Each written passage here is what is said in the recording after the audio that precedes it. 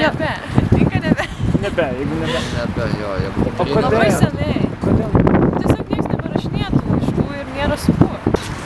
Iš tiesų tai ne. Kodėl? Nelabai ir turiu ką rašyti. Nerašau laiškų. O kodėl?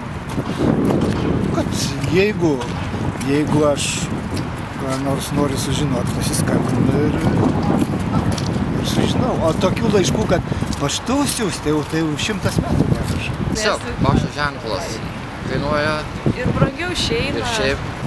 Nu, dar mūsų kartos, sakykim, gal dar, jeigu jau dingtų televizijos visi šitie mobilieji, tai gal dar rašytų, bet jaunimas taigi nerašytų, jie tikriausiai nei vieno laiško nėra parašęs. No. Ne. Kodėl? Nes dabar patogiau per internetą kažkaip. Taip, Greičiau, susisiekt. patogiau.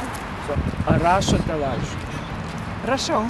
Tikrai? Sveikinimus su šventėm skaitau, kad čia ne SMS turi būti, o turi būti būtinai parašyta ranka, atvirutė ir laiškas, tai čia yra visai ne tas, kas SMS.